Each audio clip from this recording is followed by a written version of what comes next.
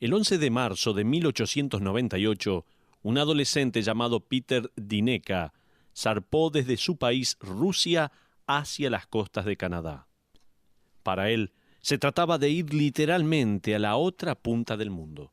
Él pasaría a ser un evangelista, al cual Dios usaría de una manera impresionante. Pero Dios iba a enseñarle una lección inolvidable. Su familia había trabajado mucho tiempo para conseguir ese ticket para su futuro. Su madre había preparado suficiente comida para su largo viaje. Más que nada, pan y ajo, ya que no tenían dinero para comprar otras cosas. Cada día Peter miraba por las ventanillas del comedor del barco y observaba cómo los viajeros ricos disfrutaban de comidas extravagantes. Cómo los envidiaba al regresar a su pequeño camarote a comer su pan con ajo. Más o menos a la mitad del viaje, algunos de los marineros se dieron cuenta de esto y le prometieron que si él los ayudaba con sus quehaceres diarios y lavaba la vajilla en la cocina, ellos le darían comida a cambio. Peter estaba más que contento y comenzó a trabajar muy duro y comenzó a recibir comida a cambio tal como se lo habían prometido. Recién, en el último día del viaje, Peter se enteró que las 3 comidas diarias estaban incluidas en su boleto. Él tenía que estar con el resto de la tripulación. Lo habían engañado para que hiciera todo el trabajo a cambio de una comida que ya le pertenecía. ¡Qué tremendo! Muchos de nosotros en la actualidad sabemos que nuestro boleto al cielo es gratis, pero no comprendemos los privilegios que este boleto nos da. El apóstol Pablo ha estado describiendo todo lo que está incluido en este boleto. Hemos sido escogidos por Dios y hemos recibido el boleto al cielo. Y a los que Dios llamó, a esos justificó, o sea, los declaró justos, y a los que justificó, ya los glorificó. Todo eso está incluido en el boleto, imagínese. Parte del problema del creyente es que no entiende lo que posee. Tiene el boleto al cielo, pero no está seguro si ese boleto está asegurado. No comprende cuán amplio y eterno es ese boleto. Así que muchos en la actualidad están inseguros en su fe. A muchos se les ha dicho que pueden perder ese boleto. Se les ha enseñado que a la mitad del viaje puede que le arrojen por la borda o que lo pongan en otro barco y los envíen de vuelta. Cualquiera que va en camino hacia el cielo no quiere dar la vuelta y regresar, se lo puedo asegurar. Cualquier creyente verdadero puede estar completamente seguro de su salvación. Uno no puede cambiar de barco en el mar. Es más, el creyente no tiene que trabajar para lograr estar en el comedor de la gracia de Dios. Todo esto está incluido en el boleto del creyente. Todo está pagado. La seguridad del creyente en esta salvación tan grande ha sido el énfasis de Pablo al concluir esta última sección de Romanos capítulo 8. Vamos a gastar el programa de hoy y tal vez el de mañana hablando de la seguridad del creyente. Este párrafo es realmente impresionante. Algunos lo han llamado el himno de seguridad, la canción triunfal, la meseta más alta en la revelación divina. Un erudito dijo que este pasaje es la cúspide más alta en la cadena montañosa de la Escritura. Pablo comienza la primer parte del versículo 31 tomando, por así decirlo, o inhalando profundamente y luego exclamando, ¿qué pues diremos a esto? En otras palabras, a la luz de esto, ¿qué vamos a hacer? ¿O a qué se refiere con esto? Sin embargo, estoy seguro de acuerdo con aquellos que exponen este pasaje diciendo que Pablo alcanza en el clímax de la epístola entera aquí en este pasaje. Es la cúspide del pensamiento y la lógica del Evangelio. Hemos estado mencionando en el capítulo 1 la corrupción y depravación del hombre, capítulos 1 y 2 de que el hombre es inexcusable, capítulo 3 el fracaso del hombre pecador en comprender o desear el Evangelio, capítulo 4 la inhabilidad del hombre en impresionar a Dios con la religión o su linaje. Capítulo 5 estudiamos el origen de la naturaleza pecaminosa del hombre, de la cual no se puede escapar. Capítulo 6, la esclavitud de la humanidad al pecado en vez de a Dios. Capítulo 7, el conflicto del pecado y el espíritu, inclusive en los creyentes. Capítulo 8, el Dios redentor que inicia, elige, llama, intercede a favor nuestro para traernos a la luz y a la vida en Él. Ahora, ¿qué vamos a decir acerca de todas estas cosas? Quiero hacer algunas declaraciones en cuanto a la seguridad eterna del creyente. Permítame darle 7 preguntas. He tomado la pregunta de Pablo y la he puesto en 4 declaraciones, 4 pruebas irrefutables de la seguridad del creyente. Primera declaración. Declaración número 1, tome nota. Como siempre le animo, tome nota de esto. Declaración número 1, como Dios fue quien lo liberó, no hay nadie que pueda destruirlo. La primera declaración es, como Dios fue aquella persona que nos liberó, no hay quien nos pueda destruir. Permítame repetir esto. Como Dios fue aquel que hizo toda la obra de liberación, no hay nadie que pueda destruirnos a nosotros. Fíjese nuevamente el versículo 31. Dice, ¿qué pues diremos a esto? Si Dios es por nosotros, ¿quién contra nosotros? Dentro de esta pregunta encontramos la primera declaración de Pablo. La salvación del creyente no puede ser destruida. ¿Puesta en duda? A veces. ¿Desanimada? Claro, a veces también. ¿Vencido en algún momento? Seguro. Pero la salvación, seguridad, relación, posición y aceptación en Dios pueden ser destruidas. Jamás, jamás. Usted puede escribir en el margen de su Biblia, junto a la frase, si Dios es por nosotros, la palabra ¿cómo? Como Dios es por nosotros. Esa pequeña partícula traducida sí, si Dios es por nosotros, no se refiere a la posibilidad, sino a la condición verdadera. Para los que, como yo, no son muy buenos en la gramática, podríamos traducir eso de la siguiente manera: como Dios es por nosotros. En otras palabras, Pablo está diciendo, dado el hecho de que Dios está con nosotros, no puede aparecer un poder más fuerte que nos destruya. Eso es lo que está diciendo. La implicación obvia es que si alguien pudiera robarnos la salvación, esa persona tendría que ser más grande y más poderosa que Dios mismo, ya que Él nos dio la salvación y nos sostiene. ¿Quién puede entonces quitarnos esa salvación? Pablo está preguntando lo siguiente al plantear, ¿hay alguien más fuerte que Dios? Si Dios es por nosotros, ¿quién contra nosotros? Aquí viene nuestra primera pregunta. ¿Pueden otras personas quitarnos la salvación? Usted se pregunta, ¿y los demás? ¿Puede otra persona quitarle la salvación? Muchos de los que estaban leyendo la epístola a los romanos eran judíos. Ellos estaban muy al tanto de la herejía judaizante enseñada por judíos legalistas que decían ser cristianos. Estos insistían en que los gentiles no se podían salvar a menos que se apegaran a la ley mosaica en su totalidad, incluyendo la circuncisión.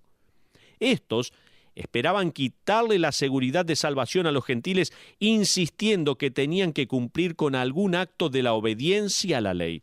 Algunas cosas nunca cambiaron. ¿Sabe qué? Porque hoy en día también muchos están reclamando muchas cosas así. En la actualidad hay denominaciones protestantes que quieren agregarle a la obra de Cristo, requiriendo obras por parte del hombre, tales como el bautismo para asegurarse la salvación, etcétera, etcétera, etcétera. Puede que digan, pero Pedro no dijo, arrepiéntanse y bautícense para la remisión de sus pecados. Sí. Pero esa pequeña palabra para puede traducirse como resultado de o a la luz de. O sea que Pedro está diciendo arrepiéntanse y bautícense como resultado de la remisión de sus pecados. Eso es lo que decía el apóstol. Hay una iglesia que enseña que la salvación puede perderse si uno comete los llamados pecados mortales, como si un pecado no fuera fatal. La iglesia también se adjudica el poder y la autoridad para revocar la gracia, el quitar la gracia de aquellos que no siguen sus tradiciones. Al igual que los fariseos del primer siglo, la Iglesia agrega a lo que Dios dice en su palabra. No existe ningún pasaje de la Escritura que le dé el derecho a la Iglesia, a cualquier iglesia o a un individuo, a quitarle la salvación a alguien. El apóstol Pablo deja ver en este versículo que para hacer eso uno tendría que ser más grande que Dios, ya que Dios inició la salvación y ha prometido preservar al creyente. Jesucristo dijo en San Juan 10, 27 al 29 de esta manera: mis ovejas oyen mi voz y yo las conozco y me siguen, y yo les doy vida eterna y no perecerán jamás, ni nadie las arrebatará de mi mano. Mi Padre que me las dio es mayor que todos y nadie las puede arrebatar de la mano de mi Padre. En otras palabras, quien sea capaz de quitarle la salvación sería más grande y poderoso que Dios, y como no hay nadie que sea más grande y poderoso que Dios, nadie puede quitársela. Nadie puede tener mayor seguridad que esta. Pero otra pregunta: ¿puede Dios quitarnos la salvación? Tal vez alguien se esté preguntando esto. ¿No podría Dios quitarnos la salvación? Para que Dios nos quite la salvación se requiere que Dios haya fracasado. Para que el Dios Trino, que nos escogió, nos llamó, nos redimió, nos sumergió en la vida de Cristo, nos imputó la justicia de Cristo y nos selló con el Espíritu Santo, decida quitarnos la salvación, requeriría un fracaso de su parte al no guardar su propia palabra de preservarnos y glorificarnos en el cielo. Ese es el argumento que el apóstol está dando en el próximo versículo. Fíjese, versículo 32 de Romanos capítulo 8. El que no escatimó ni a su propio Hijo, sino que lo entregó por todos nosotros, ¿cómo no nos dará también con él todas las cosas? Que Dios deje a uno de sus hijos requeriría no solo un fracaso del Dios Padre, sino también una fragmentación entre los miembros de la Trinidad. El Hijo necesitaría cambiar la voluntad eterna del Padre. El Padre tendría que hacer que el Espíritu nos deje de sellar y que el Hijo dejara de interceder por nosotros. El Padre envió a su Hijo para que se sacrificara por nosotros cuando aún éramos enemigos de Dios, tal como habían pactado antes de la fundación del mundo, que Cristo redimiría a los escogidos del Padre. Esto produciría una falta de unidad en la Trinidad. Pero otra pregunta más: ¿pueden los creyentes perder la salvación si cometen un pecado grave? Esta es la tercera pregunta. ¿Puede un creyente perder la salvación si comete un pecado muy grave? La persona o iglesia que cree algo así no comprende la depravación e inhabilidad espiritual del hombre para salvarse a sí mismo, no comprende el llamado del Padre a los verdaderos creyentes, y no comprende la obra redentora de Cristo, la cual Él inició independientemente de buenas obras por parte del hombre. En otras palabras, como usted no fue salvo por su propio poder o esfuerzo para liberarse del pecado, para acercarse a Dios y hacerse su hijo, Dios se ha encargado de todo eso. ¿Cómo puede ser entonces que por sus propios esfuerzos uno pueda anular la obra de gracia que Dios mismo ha logrado? Uno no puede anular la obra de gracia de Dios. Esto que le voy a decir va a ser impactante, pero el creyente no es más grande y poderoso que Dios. Téngalo por seguro, por favor. Una pregunta más. ¿Pueden los creyentes escoger devolver el regalo de salvación? Hay algunos que sugieren una cuarta causa posible para una pérdida de salvación, y esta la podemos expresar con la siguiente pregunta: ¿pueden los creyentes escoger devolver el regalo de salvación? O sea, ¿puede un creyente devolver el regalo de la salvación de la misma manera que devuelve un suéter que alguien le prestó? El individuo que piensa que puede regresar la salvación se olvidó o jamás aprendió que nosotros llegamos a Dios porque Él primero acudió a nosotros. Nosotros amamos a Dios porque Él nos amó primero, dice la palabra de Dios. Así que este argumento comienza con la persona equivocada. Aquellos que se aferran a esto no entienden cómo fueron salvos para comenzar. Debo agregar que las personas que dicen ser cristianas que cambian su salvación por algo que no les gusta más, jamás fueron salvos. Cualquiera que no la quiere comprueba que nunca la tuvo. Son la semilla que aparentemente tuvo algo de raíz, que parecía tener vida, pero luego murió. Nunca tuvieron la fe genuina. Ahora, esto no significa que un creyente no pueda deslizarse o desobedecer o hasta negar al Señor temporalmente. Los discípulos lo hicieron, ¿se acuerda? Pero el individuo que dice que en algún punto fue creyente, pero ahora está felizmente reunido con el mundo, la carne y el diablo, nunca vio la luz. Quizás usted conozca a alguien así. Esa persona solía ir a la iglesia con la Biblia en la mano y hasta hablar del Señor, pero ahora no le importa más nada. Están felices de estar nuevamente en el mundo. En casa tenemos un perro. Bueno, en realidad es una perra. La tenemos afuera, que creo que es la manera en la cual debe ser, y ayer le dimos un baño, cosa necesaria, ya que llega un punto en el cual uno la acaricia y tiene que ir y lavarse las manos, así que ese es el momento para lavarla. Bueno, ni bien terminamos de bañarla, salió corriendo buscando un lugar en el cual revolcarse, algo en contra de aquel baño que le habíamos dado. Ella corrió y se precipitó donde tenemos los caballos, llenándose de excremento, y obviamente prefiere ese olor al olor del perfume del champú. Tal como Pablo le escribió a Timoteo en 2 Timoteo capítulo 4, versículo 10, porque Demas me ha desamparado amando este mundo. Su verdadero amor era el mundo. Si usted no experimenta la liberación del pecado y luego decide que quiere estar en el olor putrefacto de la culpa, si usted no tiene hambre y sed de Dios, va a perder el apetito por completo. Si usted no vive esperando el cielo, entonces va a vivir en la oscuridad del infierno. Si usted no tiene comunión con otros creyentes y canta alabanzas, despreciará a la iglesia de Dios. Si no camina con Él, confía en Él y depende de Él, va a decidir que nunca lo necesitó. Téngalo muy en cuenta esto. Es este el tipo de individuo que Juan tiene en mente al escribir en 1 de Juan 2:19 en cuanto a algunos que dejaron la asamblea. Allí leemos: salieron de nosotros, pero no eran de nosotros, porque si hubiesen sido de nosotros, habrían permanecido con nosotros, pero salieron para que se manifestase que no todos son de nosotros.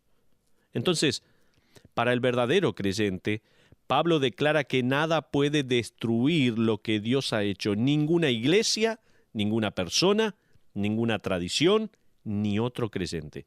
Ni Dios mismo puede anular lo que ha hecho. La vida eterna es eterna. Uno jamás se le acercó a alguien y le dijo: ¿no te gustaría escuchar acerca de la vida temporal? O tal vez, ¿no te gustaría saber más en cuanto a la doctrina de la inseguridad eterna?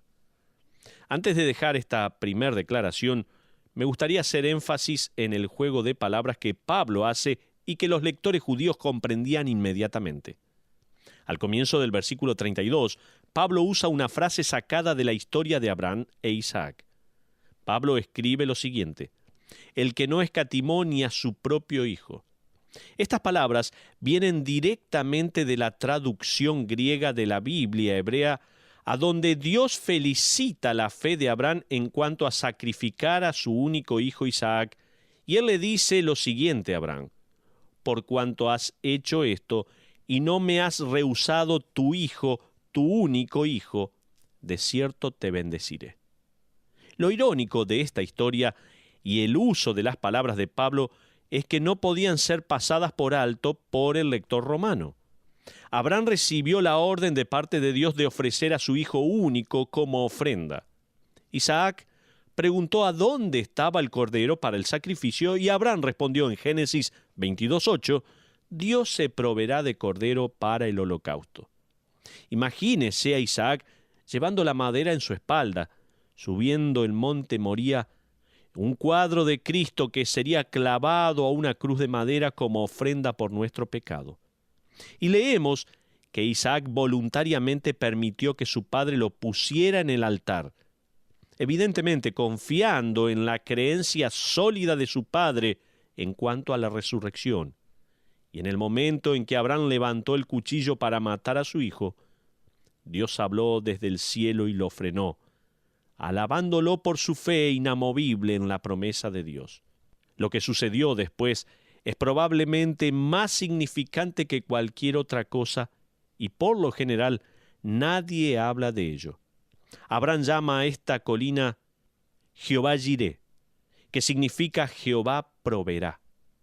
Por tanto se dice hoy, en el monte de Jehová será provisto, dice Génesis 22:14. Abraham habla en tiempo futuro, ya que el cordero no se proveyó. Un cabrito se ofreció a cambio, no un cordero. Sin embargo, Abraham profetiza efectivamente la venida del Cordero de Dios que sería sacrificado por el pecado del mundo. El monte Moría era una de las cúspides de una pequeña cadena de montes. A una distancia muy cercana se construiría una ciudad edificada y habitada por descendientes de Abraham, la ciudad de Jerusalén. Y en la época de Jesús, este monte había recibido otro nombre a causa de su forma. La gente le llamaba, en arameo, Gólgota, que tiene la forma de una calavera. Amigos, la profecía de Abraham se haría realidad hasta en el último detalle. Él profetizó en el versículo 14, en el monte de Jehová será provisto.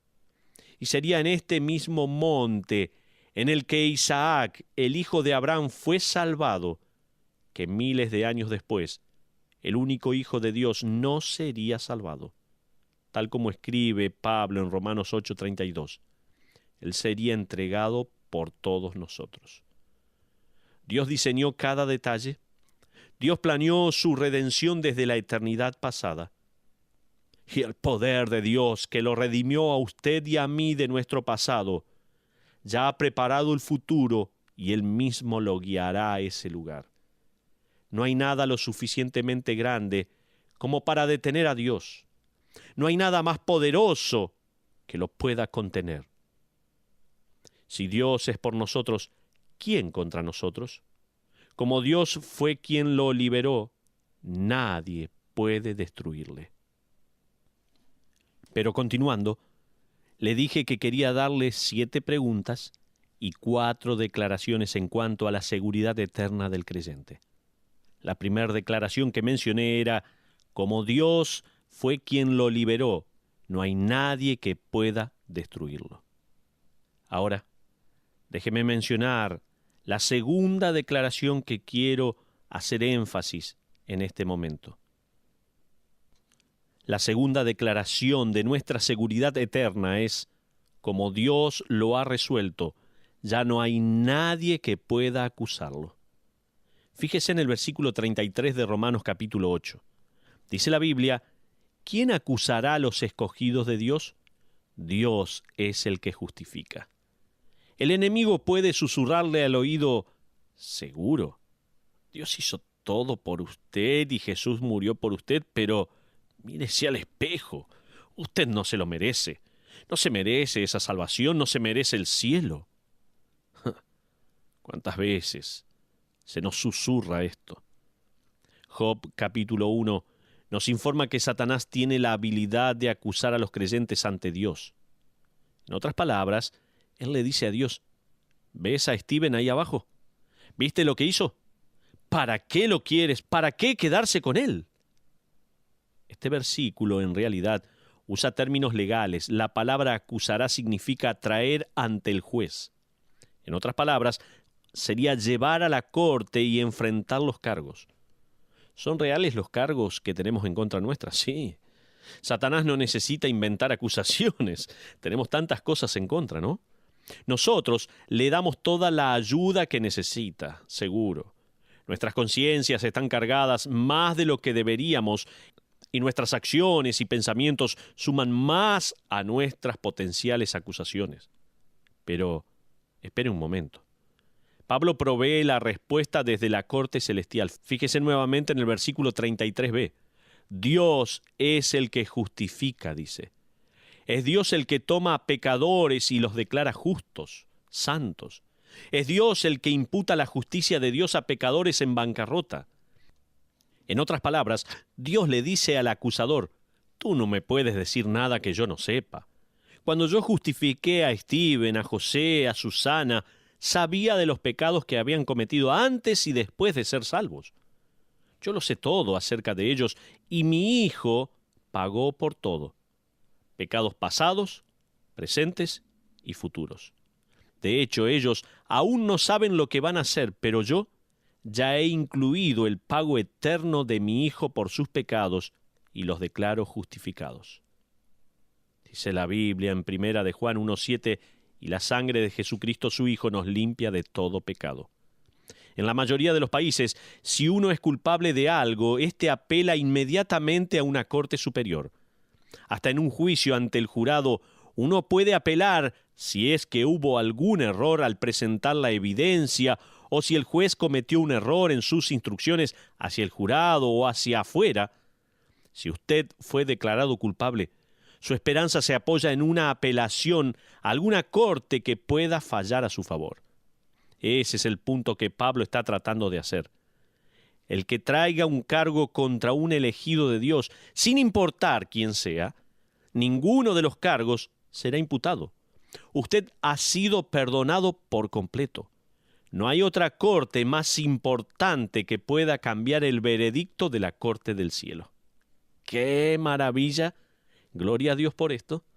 No existe un juez que pueda quitarle la redención basada en algo nuevo, en alguna nueva evidencia. Nadie puede desafiar su veredicto a favor suyo. Dios, el soberano, el juez supremo, ha tomado el martillo en su mano agujereada y lo ha hecho sonar en el banco, y el sonido hace eco por todo el universo y su veredicto jamás será revertido. Su caso está cerrado para siempre, por la eternidad. Usted está seguro para siempre.